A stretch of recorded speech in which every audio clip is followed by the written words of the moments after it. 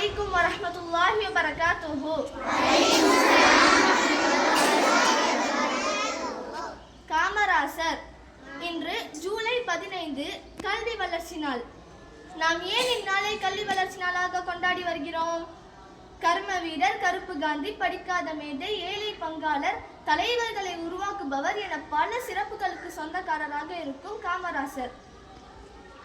காமராசர் அவர்கள் தலைவர்களை உருவாக்குபவர். நம் மனதில் இன்றும் நிலைத்துக் கொண்டிருக்கும் தலைவர்களுள் ஒருவர் கர்ம வீரர் காமராசர். ஒரு மனிதன் எப்படி வாழ வேண்டும், எப்படி அரசியல் செய்ய வேண்டும் என்று எடுத்துரைத்த மாமனிதர் பெருந்தலைவர் இவர்.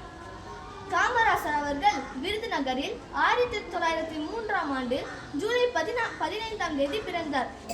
இவர் தன்னுடைய இளம் வயதிலேயே தன்னுடைய தந்தையை இழந்தார்.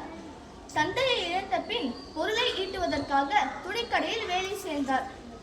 வேலை செய்து கொண்டிருக்கும் போதே செய்தித்தாள்களை படிப்பது, தலைவர்களின் சொற்பொழிவுகளை கேட்பது போன்ற செயல்களில் ஈடுபட்டிருந்தார்.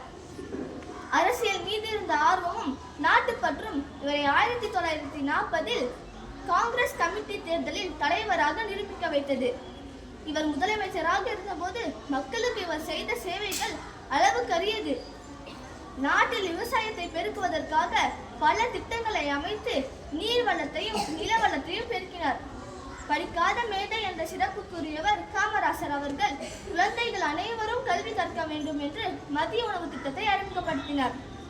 ஏழை மாணவர்களும் படிக்க வேண்டும் என்று இலவச கல்வி மற்றும் பள்ளிக்கூடங்களை நிர்மித்தார். அரசியல் மூலம் மிக உயர்ந்த இடத்திற்கு போனாலும் தனது வாழ்நாளை மிகவும் எளிமையாக வாழ்ந்தவர். தன்னலம் கருதாமல் பிறர் நலம் கருதி வாழ்ந்த தியாக செம்மல் பெருந்தலைவர் காமராசர் அவர்கள். புகழின் உச்சிக்கு சென்ற இவர் 1975ஆம் ஆண்டு அக்டோபர் 2ஆம் தேதி இவ்வுலகை விட்டு பிரிந்தார்.